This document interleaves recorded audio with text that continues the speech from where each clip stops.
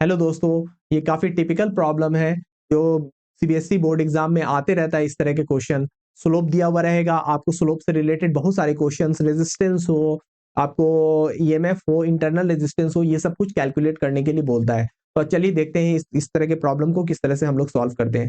यहाँ पे हमको क्या कैलकुलेट करना है? ईएमएफ कैलकुलेट करना है। हम जानते हैं कि फॉर्मूला क्या जानते हैं, V इक्वल टू क्या होता है? EMF E minus I R. Okay, I R क्या है? आपका इंटरनल रेजिस्टेंस है। ओके, तो यहां पर हम लोग देखते हैं यहाँ पर कि जब V का वैल्यू क्या हो जाएगा? E के बराबर हो जाएगा, है ना, व्हेन I का वैल्यू क्या हो जाए? 0 हो जाए। ओके, तो अब इस केस में आप देख रहे हो यहाँ पर कि यहाँ पर I का वैल्यू जब 0 होगा, जब 0 होगा कहां पर? इस जगह पे 0 होगा, तो यहाँ पर वोल्टेज कितना है? 6 वोल्ट है।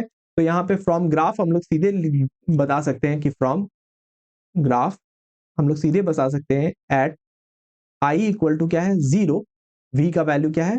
V इक्वल टू E, और E का वैल्यू कितना है? 6 वोल्ट है। तो EMF कितना है आपके पास? EMF आपका है कितना है? 6 वोल्ट है। ओके, अब हमें क्या कैलकुलेट करना है? Internal resistance. तो इंटरनल रेजिस्टेंस के लिए कि आपको प्लॉट में ही दिया हुआ है वैल्यू, 4 वोल्ट के लिए करंट कितना है? 1 एम्पियर है। तो इसका हम लोग यूज करेंगे। ओके, तो हम लोग के पास क्या फॉर्मूला है? V equal to E minus I R. Okay, अब यहाँ पे V का वैल्यू कितना है? V का वैल्यू है 4 वोल्ट। ओके, EMF कितना है आपके पास? 6 है।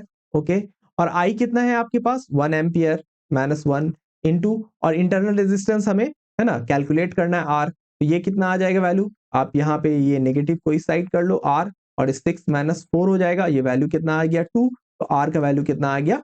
2 ओम। तो इस तरह से हम लोग कैलकुलेट कर सकते हैं किसी भी चीज को। तो ये ईएमएफ है, इस क्वेश्चन में ईएमएफ पूछा, इंटरनल रेजिस्टेंस पूछा, और इस तरह के प्रॉब्लम आते हैं, इस तरह के प्रॉब्लम को आपको सॉल्व करना होता है। होपफुली आपको समझ में आया होगा। इस तरह के जो भी वीडियोस हैं दोस्तों तक शेयर कीजिए, उन लोगों का भी एग्जाम होने वाला है, और इस चैनल को सब्सक्राइब कीजिए ताकि अच्छे से अच्छा मार्क्स आप ऑब्टेन कर पाए। Thank you.